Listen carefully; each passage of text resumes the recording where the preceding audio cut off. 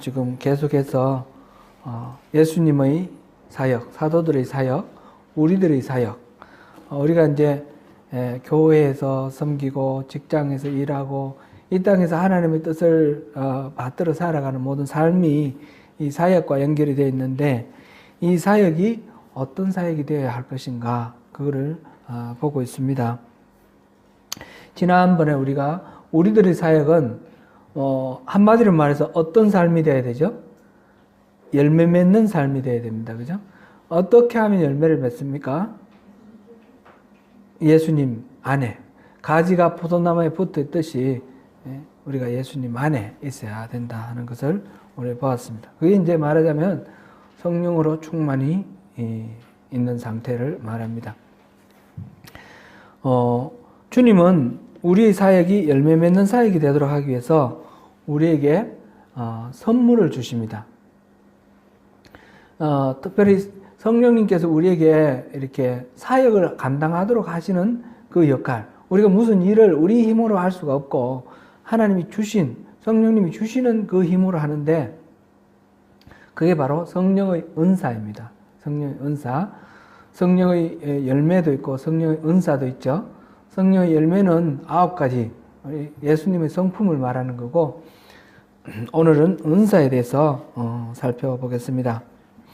우리 사역을 위해서 하나님은 우리에게 어떠한 은사를 주셨는지, 그 은사는 우리가 어떻게 이해를 해야 되는지, 그 성령의 은사를 우리가 받기 위해서 어떻게 우리가 신앙생활을 해야 되겠는지 오늘 살펴봅니다. 성령의 은사에 대해서는 우리가 어느 정도는 상식을 갖고 있습니다.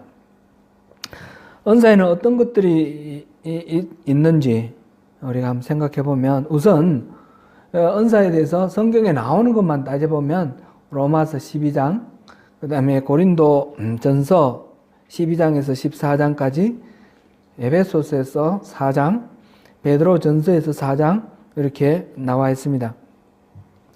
가령 고린도 전서 12장에 나오는 거 보면 9가지가 나오는데, 9가지 중에 고린도 전서 한번 찾아볼까요? 고린도 전서 12장.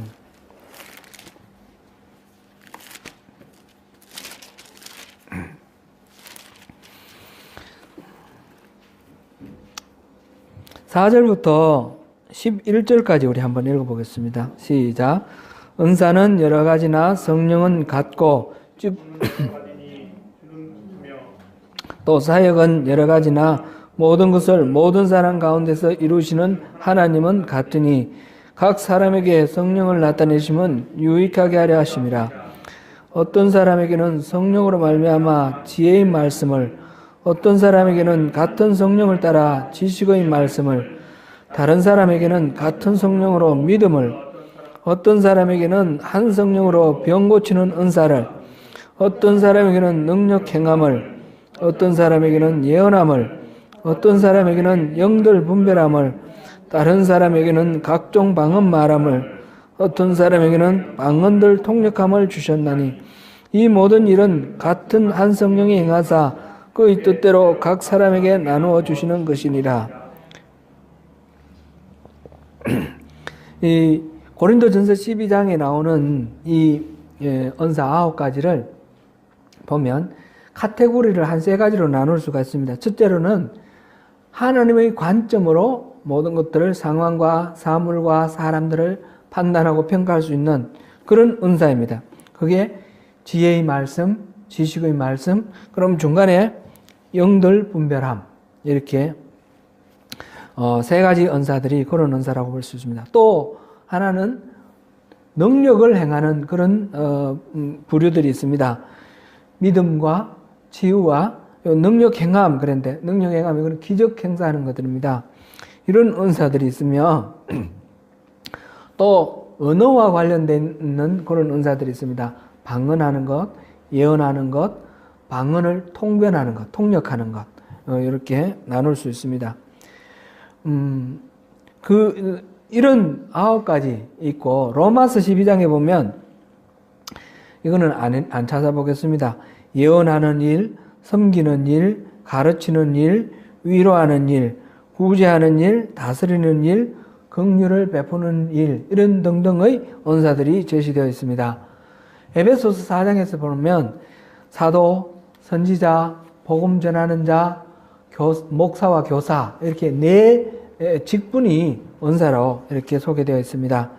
베드로전서에도 성령이 주시는 은사 하면서 말을 하는 거나 봉사하는 것, 이렇게 말을 했는데, 이 말하는 것, 봉사하는 것, 이것이 하나의 은사로 나와 있죠. 성령의 은사의 종류는 이렇게 지금 나열되어 있는 이것만으로 말할 수는 없습니다. 한없이 많이 있다, 이렇게 볼 수 있습니다. 이거는 우리 달란트라는 말하고 이 은사라는 말하고는 조금 차이가 납니다. 달란트는 예수를 믿거나 믿지 않거나 하나님 주신 재능입니다. 그래서 누구든지 이렇게 달란트는 저마다 있을 수가 있죠. 그런데 이 은사는 성령님이 우리 안에 오심으로 인해서 나타나는 어떤 능력 같은 그런 것입니다. 이 성령의 은사들, 이거에 대해서 조금 더 한번 생각해 보면 좋겠는데요. 성령의 은사는 우리가 이것을 이건 내 것으로 가질 수 있는 것입니까? 아니면 그렇지 않고 그냥 하나님이 일하심이 그냥 나에게 나타나는 것입니까? 소유냐 나타남이냐, 이렇게 우리 질문을 해볼 수 있습니다. 어느 쪽일까요? 이제 소유의 개념으로 보는 경우가 아주 보통 일반적입니다. 각 성도가 거듭날 때에 하나님의 은사가 각 사람에게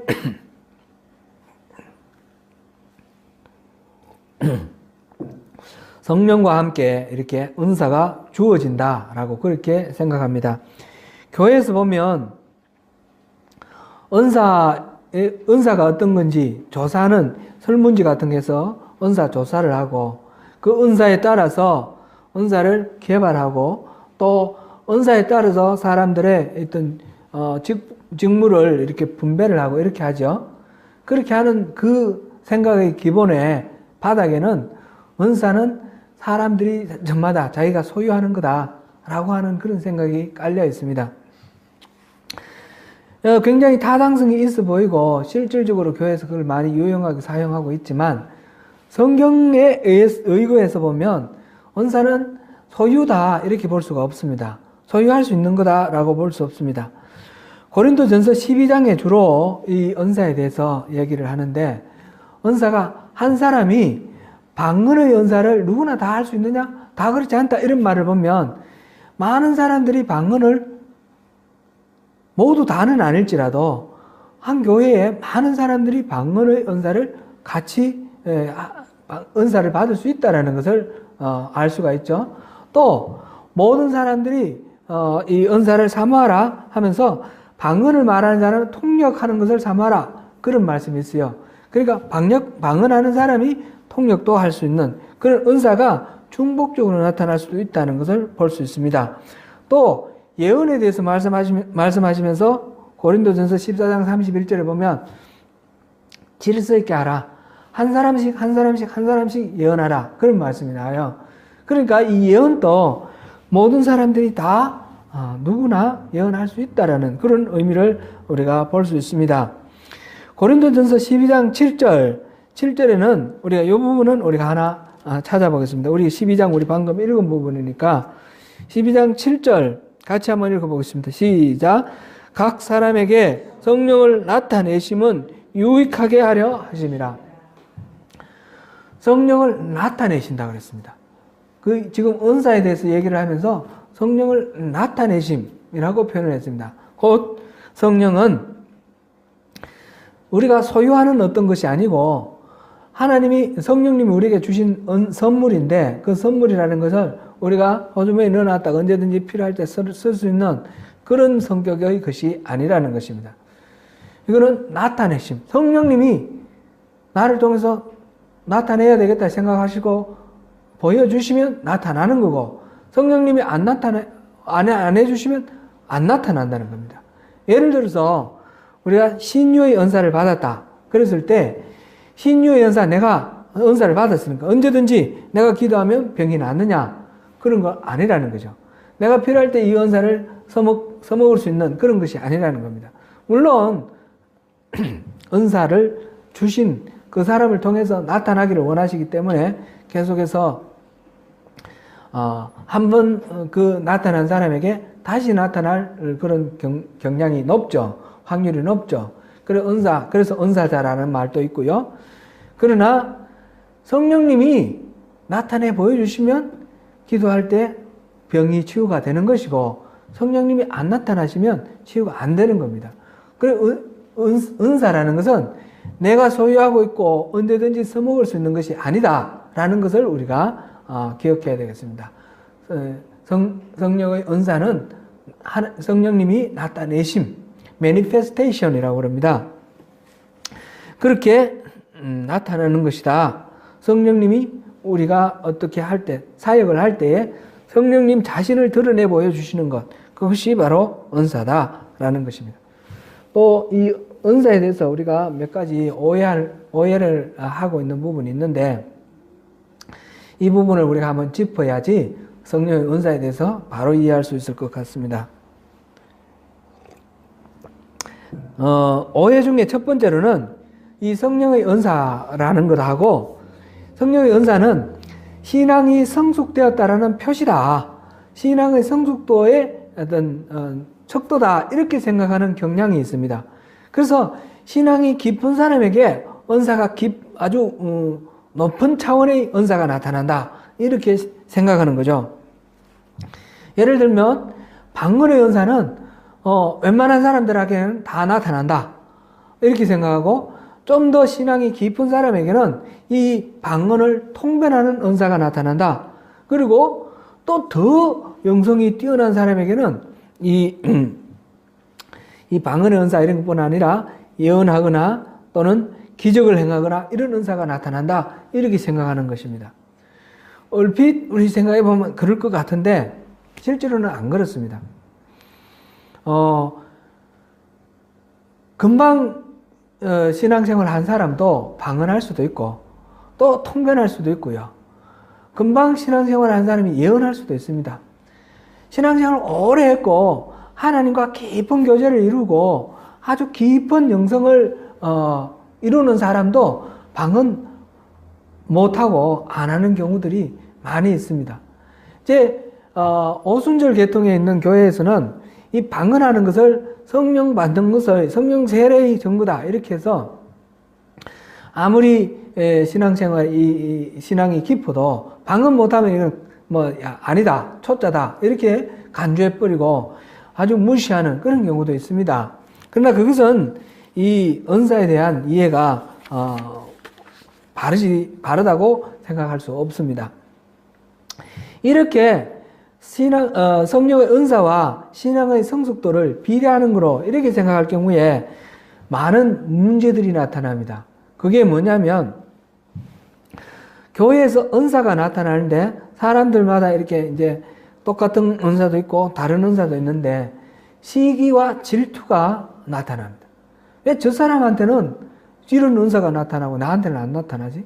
막 이런 식으로 하나님 원망하기도 하고, 또 어떤 예언의 은사, 이렇게 은사를 나타나는 그런 경우에는 나는 이 정도야, 내 신앙은 이 정도야, 그러면서 그러지 않은 사람들을 얕보고 무시하고 이런 교만해지고 이렇게 하는 시기와 질투와 교만, 무시, 이런 공동체 안에 갈등이 생길 수가 있습니다. 이건 방언에 대한 이해가 잘못되어 있어 그렇습니다. 이 방언에 대한 게 아니라 은사에 대한, 성령의 은사는 성령의 나타남이다 그랬을 때 성령님 누가 그걸 나타나게 해주시죠? 은사의 나타남은 주체가 누구입니까? 성령님이죠. 그죠? 성령님. 그러면 이 사람에게 이런 은사가 나타나고 저 사람에게 저런 은사가 나타나는 것은 누가 그렇게 결정했습니까? 성령님이 그렇게 결정했습니다. 그죠? 그렇기 때문에 왜 내게는 이게 나타나냐 안 나타나냐 이런 거로 생각할 필요가 없습니다. 필요하니까. 저 사람에게 필요하니까 저 은사를 주신 거고, 나에게는 내게 필요하니까 이 은사를 주시는 것입니다. 저마다 성령님이 주시는 은사를 통해서 교회를 섬기면 되고 하나님 나라를 세워나가면 되는 것입니다. 이 은사는 사역을 위해서 주시는 하나님 우리에게 주시는 도구입니다. 하나님이 나타나시면 이게 하나의 우리 사역을 할 수 있도록 돕는 그런 역할을 합니다. 은사는 우리 신앙의 성숙도와 별개로 주어진다라는 것, 이것을 우리가 반드시 기억해야 됩니다. 은사는 은혜의 선물입니다.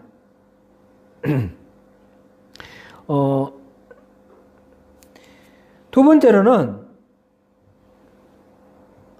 은사는 어떤 상이다, 믿음에 대한 어떤 보상이다, 이렇게 생각하는 경향이 있습니다. 그래서 이렇게 말합니다. 3일 금식했더니 하나님이 방언 주셨다고, 또는 40일 작정 기도를 했더니 병 고치는 은사를 주셨다, 이런 식으로 간증을 하는 경우를 많이 듣습니다. 이 말 속에는 내가 열심히 노력했더니 내 노력에 대한 보상으로, 대가로 하나님이 이런 은사를 주셨다라는 그런 생각이 깔려 있습니다. 만약 노력에 대한 대가라 그러면 그건 선물이라고 말할 수 있습니까? 없습니까? 그러면 선물이 아닙니다. 그거는 삭스로 주는 것이죠.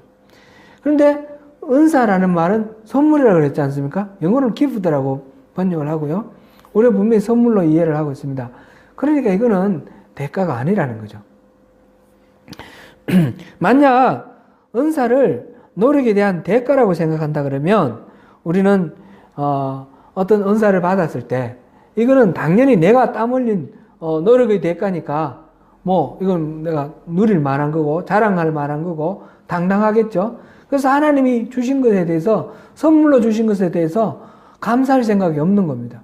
내가 뭐 이렇게 땀 흘리고 기도했으니까, 그런 식으로 자기중심적인 생각을 하게 되는 거죠. 우리 신앙이 자기가 주체되어 있으면 항상 문제가 되는 것입니다. 내가 열심히 노력해서 이걸 얻었다 이러면 이거는 문제가 되는 것입니다. 주관자, 주체는 항상 하나님이십니다. 하나님이 은혜로 내게 이걸 주셨다, 선물로 주셨다라는 것을 생각해야지 우리가 정확 바른 인식이고, 그래서 감사하게 됩니다. 그래서 성령의 은사가 나타날 때는 우리가 겸손해야 되며 더욱 감사해야 되며 또 더 영적으로 더욱 성숙해지도록 그렇게 은혜를 사모해야 됩니다.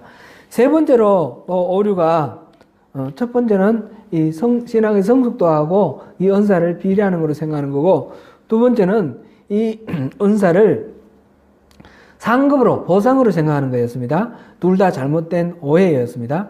세 번째로는 이 은사가 나타나면 내가 가진 신앙의 기초, 신앙의 방법이나 방향이나 신학 기초, 이런 것들이 하나님께서 나를 스포트해 주시고 신임해 주시는 것이다, 이렇게 생각하는 겁니다. 은사가 나타났으니까 하나님이 나를 지지해 주신다, 이렇게 생각하는 거죠. 이렇게 생각하는 것도 조금 위험한 그런 생각입니다.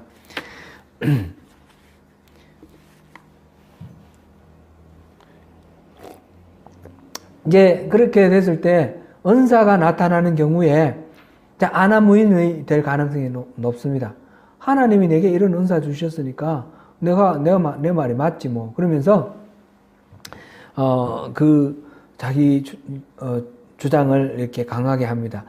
이것 때문에 사실은 굉장히 많은 혼란이 일어나고 혼동이 일어납니다. 우리가 한번 잘 생각해 보십시오. 이단이라고 하는 것, 통일교나 또는 이런 유명한 이단들 한번 생각해 보십시오. 신천지 같은 데는 제가 잘 모르겠습니다만은, 이런 이단들, 이 신앙촌 같은데, 박태선, 이런 사람들이 처음에 어떻게 등장할 때 어땠습니까? 은사가 나타났습니까? 안 나타났습니까? 굉장히 놀라운 은사가 나타났습니다. 이단들은 예외 없이 거의 아마 신천지도 그럴 겁니다. 그런 은사들이 나타납니다. 근데 은사들이 나타나니까 이 은사가 나타나는 거 보면 틀림없이 이 신학도, 이 신앙의 방법도 정당하다, 이렇게 생각을 하는데 상관이 없을 수가 있다는 거죠. 은사가 나타나지만 잘못된 신앙으로 갈 수가 있습니다. 어떤 성도들은 자신을 통해 성령의 은사가 나타날 때 신앙의 올바른 가치관이나 또는 주의 길을 따라 행하는 것, 이런 것에 대해서 전혀 관심을 쏟지 않고 자기 마음대로 그렇게 살아가면서 은사가 나타나는 것, 그것으로 가지고 자기를 정당화하고 목회자나 또는 인도자들의 그 가르침을 따르지 않습니다. 내게 이런 은사가 나타나는데, 내게 이런 나타나는데, 그러면서 특별히 이제 예언의 은사를 받은 사람들이 많이 그런 오류에 빠집니다. 하나님 내게 말씀해 주셨다. 그러면서 하나님 내게 말씀해 주신데 누가 뭐라 그러냐. 그러면서 밀고 나가거든요. 굉장히 그런 게 사회적으로 많은 문제를 일으키고 교회를 어지럽게 하는 그런 것들이 있습니다. 한 3, 4년 됐나요? 그 무슨 전도사가 한국에서 전쟁이 일어난다고 그래가지고 각 교회 다니면서 간정하고 이렇게 돌아다니는 거 기억나십니까? 그래가지고 어떤 교회에서는 단체로 막 필리핀으로 피난 가고 미국으로 피난 가고 막 그런 사람들이 있었어요. 나라가 전쟁 난다 그러는데 자기들만 살겠다고 피난 가는 것, 그 생각 자체도 어리석은 거고, 홍 전도사가 뭐라 그런다고 그 말 믿고 그렇게 행동하는 것도 어리석은데, 여기에 대해서 아무개 이름도 잊어버렸는데 그 사람이 뭐라 그러는데 다른 사람들이 무슨 말을 해도 내가 하나님한테 들었다 이렇게 해버리니까 아주 누구의 말도 안 듣는 거예요. 그러면서 어려움을 끼칩니다. 이런 일들이 많이 있습니다. 성경에 보면 심지어는 하나님께 거역하는 자에게도 은사를 주신다라는 표현이 있어요. 이게 이제 에베소서 4장 7절에서 10절 사이에 나오는 말씀인데, 이게 시편 68편 18절을 인용한 말이거든요. 18편에서는 하나님께 선물을 드린다 이렇게 했고, 에베소서는 그것을 하나님이 선물을 주신다 이렇게 표현을 했는데, 대적자에게도 선물을 주신다라는 겁니다. 하나님은 선인이나 악인에게 햇빛과 비를 고루 주십니다. 그렇기 때문에 은사도 그렇게 주십니다. 유튜브에 이런 데 보면요, 힌두교나 또는 이슬람교 이런 데도 은사가 있습니다. 그런 거 들어보셨죠? 그런 게 있습니다. 그거 있다고 해서 하나님이 항상 그들을 스포트하고 지지한다라고 단정할 수가 없습니다. 그래서 그것으로 우리가 결론을 내려서는 안 됩니다. 또 하나는 로마서 11장 29절에서 하나님의 은사와 부르시면 후회하심이 없느니라 그런 말씀이 있습니다. 은사를 주셨는데, 어떤 사람에게 은사를 나타나게 해주셨는데 이 사람이 잘못 사용한다고 해서 다시는 안 나타나시는 것은 아니라는 거죠. 그래도 나타날 수가 있다는 거죠. 후회하심이 없다라는 이 말, 이것도 우리가 유의를 해야 됩니다. 하나님의 뜻이 무엇인지는 우리가 다 알 수는 없습니다. 하나님께 가서 여쭤봐야 되겠죠. 왜 저런 나쁜 사람한테 은사가 자꾸 나타나가지고 왜 이런 혼란이 계속 있습니까? 이런 식으로 우리가 한번 물어봐야 될 것 같습니다.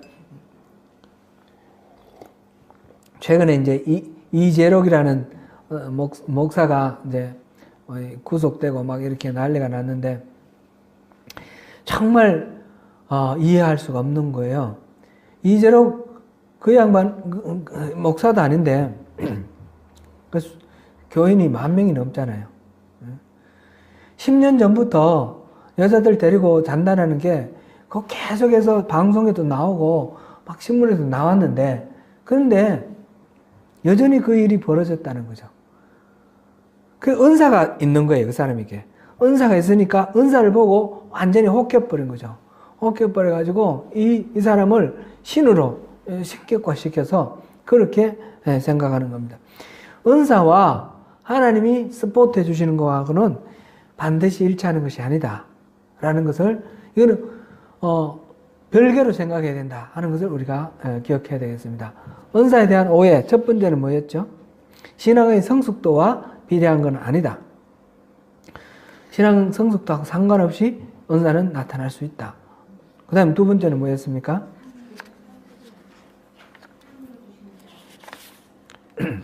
상이나 보상으로 생각하지 말라. 세 번째로는 서포트나 지지, 하나님의 서포트나 지지로 그렇게 생각하지 말라 하는 것입니다. 이 은사를 자기 소유로 생각하고 하나님이 자기를 지지해 주는 것으로 생각하고 하나님이 내가 이거 얼마든지 마음대로 쓸 수 있다라고 생각하는 그런 것들 때문에 교회에도 많은 무당들이 있는 것입니다. 제가 지난번에도 한번 말씀을 드렸는데 어떤 전도사가 있는데 이제 하나님 뭔가 은사를 주신 것 같아요. 정확히는 제가 봤을 때는 저한테는 제가 보는 앞에서는 그런 거를 나타내지는 않았는데 근데 이제 은사를 주신 것 같은데 그 소문을 듣고 사람들이 몰려오는 거예요. 예언의 은사를 받았다 그러는데 근데 뭐 앞으로 어떻게 될 건지 물어보는 거예요. 물어보고 그 다음에 이제 감사헌금이라고 이제 놓고 가는 거예요. 이게 뭐예요? 점쟁이한테 가서 복채 놓고 점 치는 거하고 똑같지 않아요? 이거는 잘못되어 있는 겁니다. 잘못된. 예언의 은사 받았다면서 그런 일 하는 사람도 잘못되어 있고, 그 찾아가는 사람도 잘못되어 있어요. 이제 제가 아는 이 전도사가 이제 그런 식으로 이제 하는데 제가 봤을 때 전혀 실제로 근거도 없고 은사도 아닌 것 같아서 제가 이제 그 사람을 말리고 금지를 시켰어요. 금지를 시켰는데 그것 때문에 또 좀 반발하고 막 이런 문제도 있고 그랬는데 거기에 속아서는 절대로 안 된다는 거 우리가 좀 이렇게 봤으면 좋겠어요. 그런 경우들이 굉장히 많이 있습니다. 우리 잘 분별을 해야 되겠습니다. 그러나 은사가 이렇게 뭐 부작용이 있다고 해서 은사를 우리가 받지 말아야 된다든지 은사는 나쁘다든지 그렇게 말할 수 있습니까? 그런 건 아닙니다. 우리가 하나님의 일을 하려면 하나님이 주시는 힘으로 해야 되고 하나님 주시는 이 은사를 통해서 하는 것이 가장 적절합니다. 우리가 열매 맺는 삶을 살자 그랬지 않습니까? 열매는 내가 노력해서 어떤 열매를 맺으면 그거는 내 열매입니다. 나의 의고 나의 공로고 그거는 하나님하고 아무 상관없습니다. 하나님이 우리에게 열매를 맺으라 하실 때는 하나님의 열매를 맺는 것입니다. 포도나무 가지가 포도나무에 붙어 있어서 그 가지가 맺는 열매는 포도 열매 아닙니까? 그죠? 감나무 가지가 감나무에 붙어 있어서 맺는 열매는 감입니다. 우리가 예수님께 붙어 있어서 맺어지는 열매는 예수님이 되어야 되는 것입니다.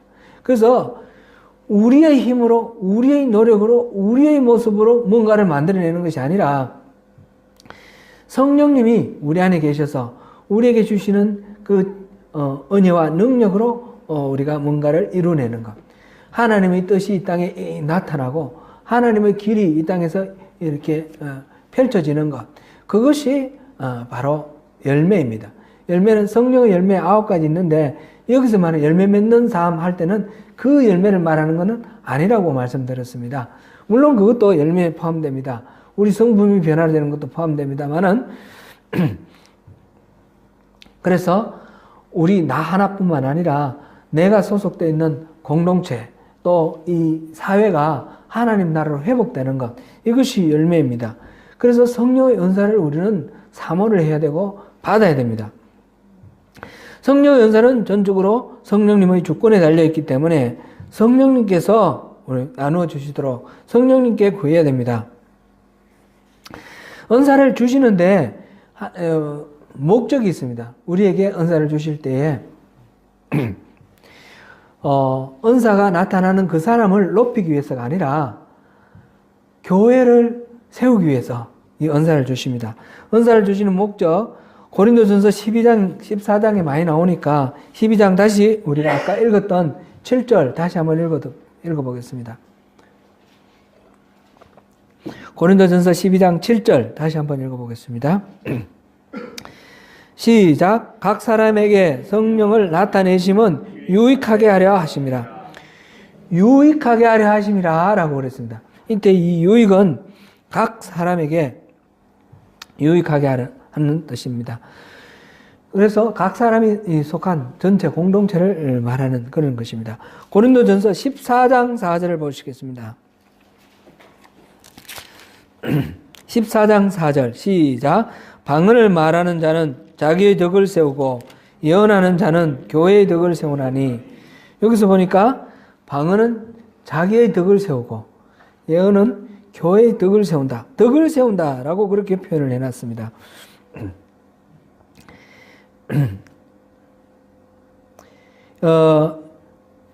NIV 성경, 제가 가진 성경에 이렇게 되어 있습니다. He who speaks in a tongue edifies himself, but he who prophesies edifies the church.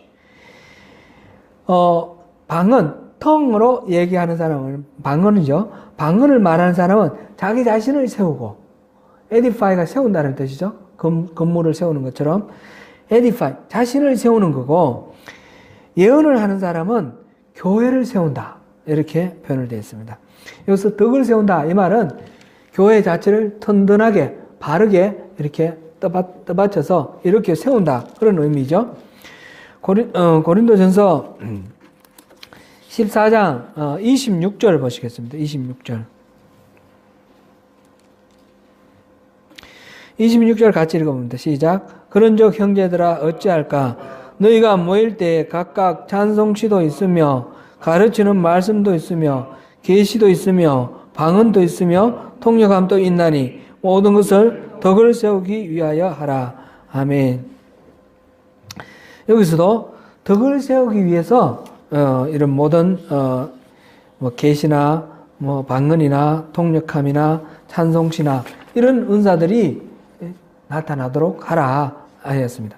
성령의 은사는 모두 다 교회의 덕을 세우기 위해서 성령님이 주신 것입니다. 방언의 경우는 개인의 유익을 위해서 이렇게 주셨습니다. 그러므로 은사가 나타날 때 반드시 교회가 세워지도록 해야 합니다. 우리에게 은사가 나타난다 그러면 반드시 내가 높아지는 것이 아니라 교회가 세워지는 것이어야 됩니다. 내 은사 때문에 나는 이런 은사가 있는데 왜 교회에서 나를 인정해 주지 않느냐, 왜 나를 세워주지 않느냐 해서 그 은사 때문에 교회에 분란을 일으키고 나누는 그런 경우들도 많이 있습니다. 그 경우는 차라리 은사가 나타나지 않는 편이 더 좋다 이렇게 말할 수도 있습니다.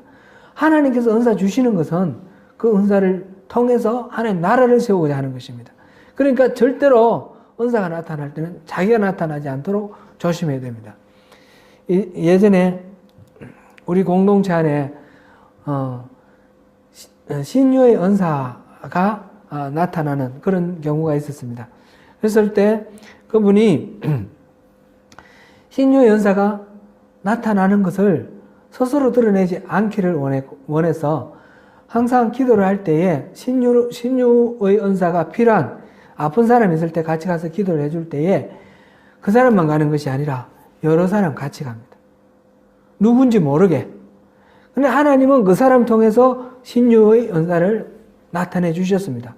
아픈 사람이 병 고침을 받는 그런 일이 일어나는데 그것이 누구로 인해서 고침을 받았다면 그 사람이 높아지잖아요. 그러면 그 사람 스스로도 안 좋고 공동체 전체로도 안 좋습니다. 그래서 그거를 같이 여러 사람들이 합심해서 기도하는 가운데 그 은사가 나타나도록 그렇게 한 사례가 기억이 납니다. 오늘 본문을 우리가 다시 한번 우리 생각해 보겠습니다. 오늘 본문은 마지막으로 이 은사를 위해서 우리가 살펴볼 텐데 초막절 마지막 날이라고 그랬습니다. 초막절은 우리 그 절기가 3대 절기가 있죠. 3대 절기 이거는 상식적으로 우리가 알아두자 그랬습니다. 첫 번째 절기가 뭡니까? 유월절. 유월절은 히브리 달력으로 1월 14일 저녁이 6월절입니다. 그래서 15일부터 일주일간 무교절. 무교절과 6월절은 합쳐서 이렇게 무교절이라 그러기도 하고 6월절이라 그러기도 하고 이렇게 구분하기도 하고 합치기도 하니까 첫 번째 6월절이고요. 두 번째는요. 오순절. 오순절, 칠칠절, 맥추절 같은 거죠. 그 6월절 다음 오는 그 안식일 다음 날, 안식일 다음 날이 첫 열매를 하나님께 바치는 초실절인데 그 초실절로부터 7주, 7 안식일 다음 날, 그러니까 50일 되는 날, 그래서 오순절이라고 그러죠. 세 번째 절기가 뭐죠? 세 번째 절기가 바로 이 초막절입니다. 초막절, 또는 다른 말로 수장절 이렇게도 말하는데 이 오순절은 그러니까 칠칠절은 49일 이후니까 3월달이 되는 거죠. 히브리 달력으로 3월 초가 되는 거죠. 그리고 이 수장절은 초막절은 7월 1일이 나팔절, 7월 10일이 대속죄일, 7월 15일이 초막절입니다. 7월 15일부터 일주일 동안 초막절이고 제8일째에 성회로 모이라 그랬습니다. 이 초막절은 오늘날도 이스라엘 사람들이 초막을 쳐놓고 일주일 동안 그 집에 안 들어가고 그 텐트 쳐놓고 산다고 그랬지 않습니까? 그 초막입니다. 가을에 추수할 무렵인데 이 광야에서 그 텐트 치고 살던 그때 하나님의 은혜를 기억하면서 지금 가나안 땅에서 집을 짓고 살지만 그때 은혜를 다시 기억하자 하면서 해마다 초막절 때 하나님의 은혜를 기억합니다. 이 초막절에는 세 가지 행사가 있습니다. 예수님 당시에 세 가지 행사가 있는데 첫 번째는 실로암 그 샘에 가서 물을 길어서 제사장들이 수십 명이 가서 줄을 지어서 가서 물을 길어서 성전에 그 물두멍에 물을 붓는 거예요. 그 광야에서 헤맬 때에 갈증에 목이 타서 괴로워하는 사람들이 울부짖었을 때 하나님께서 그 머리바 반석을 깨뜨리고 물을 내어주셨습니다. 그것을 기념하는 것입니다.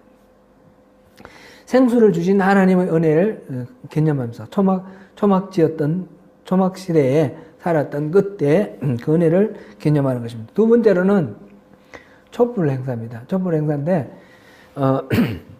7가지 난 이 촛대 있죠? 촛대를 네 군데 이렇게 세워서 성전뜰에 이거를 촛불을 환하게 켜놓는 거죠.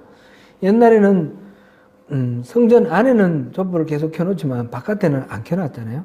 밤 되면 이제 뭐 전기도 없고 아무것도 없는데 이 초막절 기간 일주일 동안에는 바깥에 이 불로 환하게 켜놓는 거죠. 성전을. 그래서 사람들이 낮에도 성전에 오고 밤에도 성전에 와서 그 광야 헤맬 때에 낮에는 구름 기둥, 밤에는 불 기둥으로 인도해 주셨던 그 하나님의 은혜를 잊지 말고 기억하는 그런 의미로 이 촛불 행사가 있습니다. 세 번째로는 이 초막절 매일매일 새벽마다 아침에 해 뜰 때 성전을 향하여 성전의 문이 어디 있습니까? 동쪽을 향해 있습니다.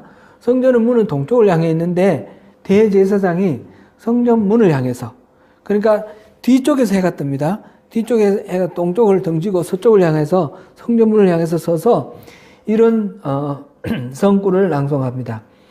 우리들의 조상들은 여호와의 전을 등지고 낯을 동으로 향하여 동방태양에 경배했지만 우리는 얼굴을 주께로 향하고 있습니다. 이렇게 말합니다. 유대인들은 해마다 이렇게 초막절에 하나님의 은혜를 상기하며 자신들이 하나님을 등졌던 그 과거의 오류를 회개하고 하나님 앞에 새롭게 결단하는 그런 시간을 갖습니다.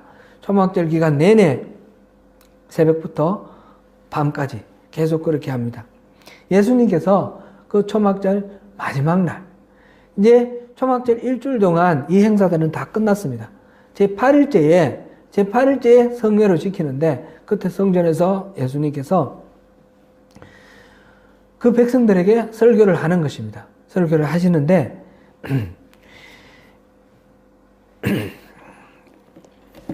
뭐라고 말씀하셨습니까? 목마른 자는 누구든지 내게로 오라 그랬습니다. 누구든지 목마르거든 내게로 와서 마시라. 나를 믿는 자는 성령에 이런 것처럼 그 배에서 생수의 강이 흘러날 것이다. 이 광야에서 그 생수를 흐르게 나왔던 그 반석이 바로 예수님의 상징입니다. 지금 실로하면서 물을 기르다가 솟는데 그 실로함이 생수의 근원이 아니라 바로 내가 생수의 근원이다. 예수님 자신이 생수의 근원임을 말씀을 하시는 것입니다. 누구든지 목마르거든 나에게로 오라. 그러면 그 배에서 생수의 강이 흐를 것이다 그랬습니다. 그에게 예수님께서 들어가셔서 생수의 강을 흘려보내는. 그래서 사모하면서 나가는 목말라 성령의 그 충만함을 구하며 나가는 그 사람에게 성령이 그에게만 충만할 뿐만 아니라 그래서 흘러 넘치게 그렇게 충만하게 임해 주실 것이라는 것입니다. 여기서 이 생수는 밑에서 설명이 있었죠. 바로 성령이라, 성령을 가리켜 하신 말씀이라고 그랬습니다. 성령이 그 사람에게 충만할 뿐만 아니라 흘러 넘쳐서 그 주변에 있는 모든 사람들에게 영향을 끼치는 바로 복의 근원이 되는 그런 존재가 될 것이다 라는 것입니다. 그러니까 그것을 사모하라는 것입니다. 우리가 누구든지 목마르거든 바로 예수님께로 나와서 채워주세요 라고 그렇게 구하라는 것을 오늘 이 말씀, 이 요한복음 7장 여기서 말씀하고 계십니다. 성령은 사모하고 목말라 하는 영혼을 통해서 흘러나옵니다. 그들의 노력에 대한 대가로 이렇게 나온다 이런 뜻이 아니고 말하자면 갈급한 영혼 그 태도를 바라보시고 그 마음을 바라보시고 그 마음에 하나님께서 예수님께서 성령으로 이렇게 보내주심을 통해서 이렇게 화답을 하시는 것입니다. 성령의 은사는 성령님이 주권적으로 주십니다. 그러니 우리가 하나님이 성령님이 주시면 우리가 받고 안 그러면 우리 못 받는데 우리가 뭐 할 일이 있나? 그리고 가만히 손 놓고 있는 것이 아니고 그 성령의 은사를 사모해야 되는 것입니다. 성령을 채워달라고 그러고 그 은사를 주세요. 하나님이 주시는 그 사역 잘 감당해서 많은 풍성한 열매를 맺도록 은사를 주세요. 그를 구하라는 것입니다. 지금 고린도전서 다시 12장 31절 다시 한번 보겠습니다. 12장 31절 같이 읽습니다. 시작. 너희는 더욱 큰 은사를 사모하라. 내가 또한 가장 좋은 길을 너희에게 보이리라. 14장 1절 한번 읽어보겠습니다. 시작. 사랑을 추구하며 신령한 것들을 사모하되 특별히 예언을 하려고 하라. 아멘. 영어 성경에 보니까 eagerly desire the greater gift, eagerly desire the spiritual gift 이렇게 말했습니다.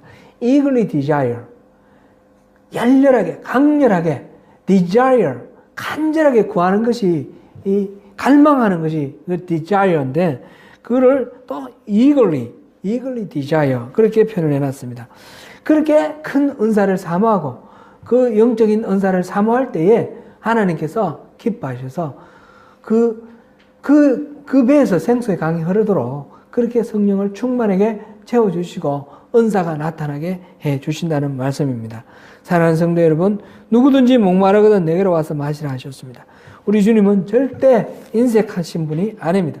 우리가 하는 모든 사역에서 주님의 은혜를 구하며 간절히 성령을 사모하시는 가운데 성령으로 맺는 열매가 풍성하여 교회가 굳게 쓰고 하나님 나라가 든든하게 서는 은혜를 누리시는 저와 여러분 되시기를 축원합니다.